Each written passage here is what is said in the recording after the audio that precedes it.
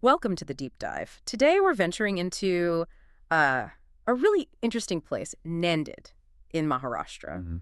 It's right there in the Marathwada region on the banks of the Godavari River. And it's not just historically significant, but it holds, well, a huge importance for Sikhism. Absolutely. And for this deep dive, we've pulled together quite a range of sources, from historical accounts right through to modern travel info. Yeah, quite a mix. So our mission here is really to sift through all that and pull out the most fascinating and important bits about Nanded's history, its culture, and why it matters today. Kind of get to the heart of it. Exactly. So where should we start? I think maybe with its spiritual significance. That feels central. Definitely. And that means talking about Takht Sri Hazur Sahib Gurudwara. It's just fundamentally important because it's one of the five Takhts. Right, the five main seats of authority in Sikhism. Precisely. Yeah. So it's not just a Gurudwara, it's a really major center. And what gives it that specific status? What happened there? Well, this is where Guru Gobind Singh Ji, the 10th Sikh guru, spent his last days back in 1708. Okay.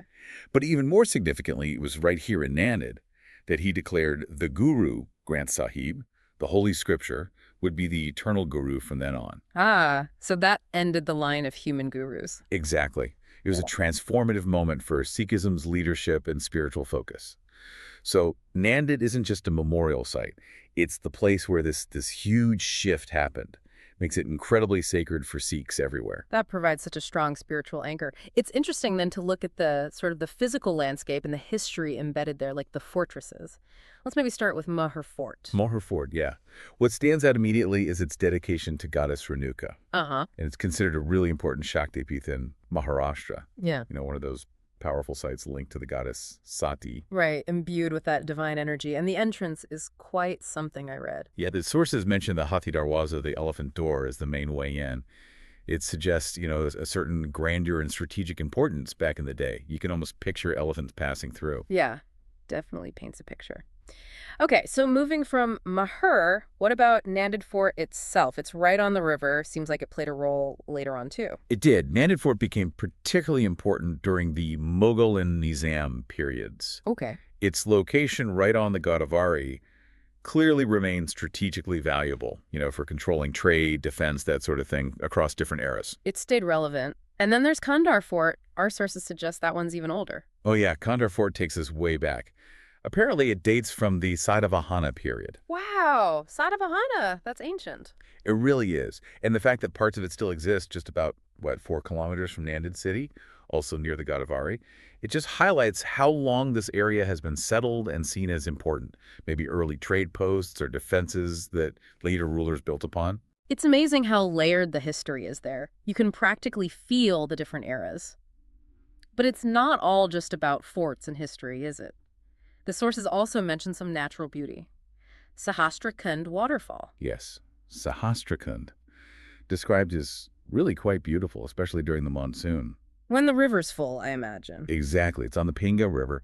The name itself, Sahastra, suggests thousand, maybe implying lots of cascades or pools. Sounds lovely. And apparently there are several temples nearby as well, which often happens, right? Where natural beauty meets a kind of spiritual feeling. A place to connect with nature and maybe something more. Sounds like a good reason to visit. Okay, shifting gears a bit, Nanded also seems to be quite an important center for education and healthcare in the region now. It does. You've got the Swami Ramanand Tirth Marathwada University, established back in 1994. Mm-hmm. It serves as a major higher education hub for the whole Marathwada region. Actually has campuses in 4 locations. So definitely a commitment to education there. And healthcare seems covered too. Yes, the Dr. Shankarao Chavan Government Medical College and Hospital.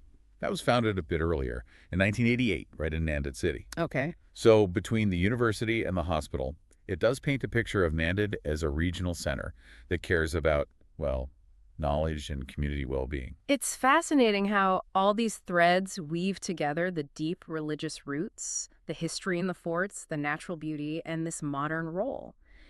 What about the economy? Our sources mention agriculture being key. Yeah, that's the backbone, primarily agriculture. The main crops listed are things like cotton, soybean, groundnut, jowars, and also sugarcane. pretty standard for the region, I suppose, but something specific about cotton. Yes, interestingly, there's a regional cotton research center located there, Ah, okay. which underscores just how important cotton is economically for the area and that they're actively working on, research and improving production. Right, makes sense. So if someone listening is thinking, okay, I want to see this place, how easy is it to get there? Sounds quite accessible from what we read. It seems pretty straightforward. There's the Sri Guru Gobind Singh Ji Airport Right. and the Hazur Sahib Nanded railway station. Plus, it's connected by National Highway 222, so road access is good too. Okay, multiple options. And is there a best time to go? Well, the recommendation is generally between November and February. Winter months. Exactly. The weather is meant to be pleasant and cool then, which is probably ideal for sightseeing and exploring everything we've talked about. Makes sense. Okay, so let's sort of wrap up this deep dive on Nanded. We've seen its profound importance in Sikhism, with Takht Sri Hazur Sahib marking Guru Gobind Singh Ji's final days and that key declaration. Hmm. We've touched on the layers of history in the forts Mahur, Nanded, Kandhar, stretching back centuries. Right, from ancient times to Mughal rule. We pictured the Sahastrakund waterfall, saw its modern role as an education and healthcare hub, all built on an agricultural base. It really is a compelling mix. You get this blend of deep faith, long history, natural elements, and modern functions all in one place. It really stands out. Which brings us to a final thought, maybe something for you, our listeners, to ponder. When you see a place like Nanded, where so many different historical periods, spiritual traditions, and cultural influences seem to converge and thrive together, what does that tell us about how these kinds of cultural and spiritual centers endure? How do they maintain their significance across such vast stretches of time? Yeah, what's the secret to that resilience? Yeah. It's definitely something worth thinking about.